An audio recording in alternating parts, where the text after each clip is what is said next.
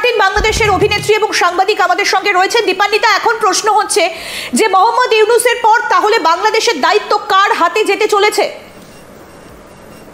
দেখুন, কার হাতে যেতে চলেছে সেটা আসলে আমি এখন সুনির্দিষ্টভাবে বলতে পারবো না। তবে বাংলাদেশের সংবিধান অনুযায়ী যেহেতু মাননীয় প্রধানমন্ত্রী কোনো পদত্যাগপত্র জমা দেননি, কোনো সিগনেচার করেননি, আইন অনুযায়ী, সংবিধান অনুযায়ী তিনি আসলে বহাল বাংলাদেশের প্রধানমন্ত্রী এখনো।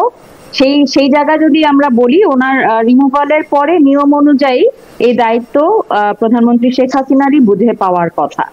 সেখানে আপনি যে প্রশ্নটি একটু আগে করেছেন যে ভারত এই আভ্যন্তরীণ বিষয়ে আসলে কোনো ইন্টারভেন করবে কিনা, সেটা পরবর্তী বিষয়। তবে এখন সাময়িকভাবে যে আমরা গত সপ্তাহ এক সপ্তাহের উপরে এবং মার্চ মাসে আমরা শুনেছি, বারবার শুনেছি যে আসলে ওয়াকারুজ্জামান টেক ওভার করবেন কিনা, এটা এখন সময়ের অপেক্ষা, দেখবার বিষয়।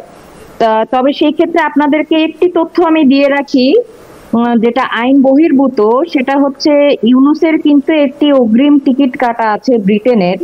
অর্থাৎ একটি বাৎসরিকভাবে একটি প্রোগ্রাম হয় ব্রিটেনের, যারা রয়্যাল পরিবার আছেন, সেখানে প্রধান যারা আছেন, তারা আরেকটি দেশের প্রধানকে সবসময় আমন্ত্রণ জানান। প্রধান বলতে কিরকম, একটি দেশের রয়্যাল যিনি প্রধান থাকেন তিনি আসলে দেখা করেন আরেকটি দেশের রাষ্ট্রপতির সাথে, অর্থাৎ সরকারের প্রধান মানে প্রধানমন্ত্রীর সঙ্গে কিন্তু নন।